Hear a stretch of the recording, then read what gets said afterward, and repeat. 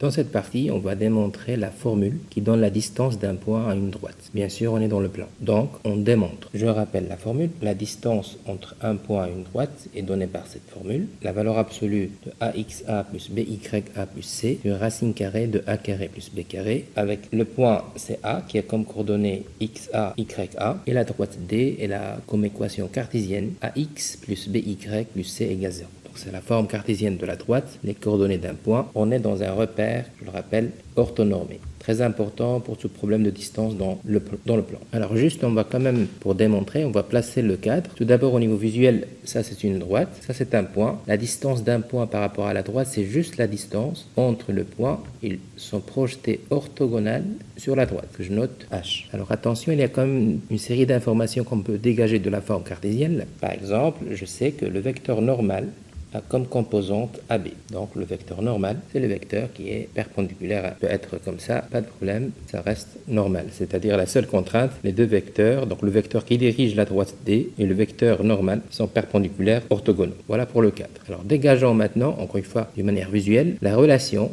vectorielle entre le vecteur AH et le vecteur N. On voit bien que AH et N sont collinéaires. AH parallèle ou collinéaire au vecteur N. Alors même direction, pas forcément le même sens.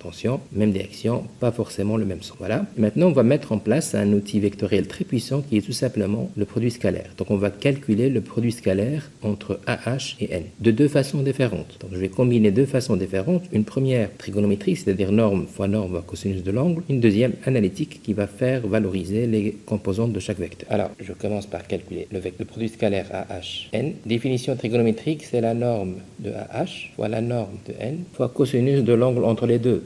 Ça alpha. Et puisque AH et N sont collinéaires, donc ce cosinus, il peut prendre soit la valeur 1, soit la valeur moins 1. Donc, soit l'angle entre les deux, c'est 0, soit l'angle entre les deux, c'est 180. Donc, c'est plus ou moins AH en norme et N en norme. Alors, la norme de AH, c'est juste la distance entre A et H. C'est une distance et en fait, c'est ce qu'on cherche. C'est juste la distance entre le point et la droite. Plus ou moins AH. Et la norme d'un vecteur AB, c'est juste la racine carrée, d'après la définition, de la composante abscisse au carré plus la composante ordonnée au carré. Racine carrée de A carré plus B carré. Premier résultat qui va m'intéresser, AH, N, plus ou moins AH, racine carrée de A carré plus B carré. Ça, c'est le premier résultat important. Alors, je suis un peu dérangé par ce plus ou moins. Je vais régler ce problème tout de suite en passant à la valeur absolue. Donc, la valeur absolue du premier membre égale la valeur absolue du deuxième membre, qui fait que je vais avoir un autre résultat intermédiaire, qui est toujours le produit scalaire AH, N, mais en valeur absolue, égale ce problème va partir, donc ça sera juste AH fois racine carrée de A carré plus B carré. Je peux isoler déjà, donc j'ai AH égale la valeur absolue, et je vois bien la présence maintenant, l'apparition de la valeur absolue dans la formule. Donc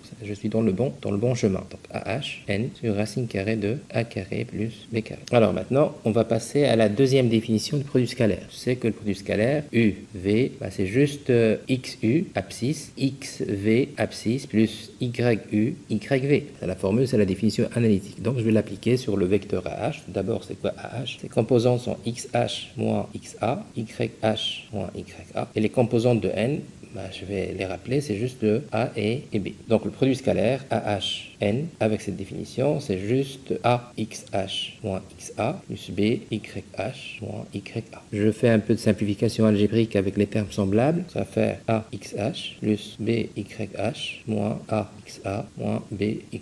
Alors là, on va jouer avec le fait que le point H, puisque le point H appartient à la droite, c'est le projeté orthogonal sur la droite, donc il appartient à la droite. Donc forcément, ces coordonnées, donc les coordonnées de H, vont vérifier l'équation de la droite. Donc AXH plus BYH plus C, tout ça égale 0. On peut isoler, donc AXH plus BYH égale moins C. Cette partie-là, ce morceau-là, c'est juste maintenant moins C. Donc je continue pour remplacer, je reviens au produit scalaire, donc AHN égale moins C, moins AXA, moins BYA. Je peux mettre un moins en évidence, et je peux ordonner dans l'ordre pour faire apparaître le cadre de l'équation de la droite, AXA plus BYA plus C. La valeur absolue est là juste pour régler le problème d'un signe. Donc AHN, c'est juste la valeur absolue de AXA plus BYA plus C. Voilà un deuxième résultat intermédiaire. Je viens l'insérer dans cette première équation, disons, intermédiaire. Donc, je peux conclure maintenant. Donc, c'est vraiment l'étape finale. Attention à cette connexion logique entre les étapes de démonstration. Donc, notre distance AH qui représente juste la distance entre le point et la droite est donnée maintenant par la formule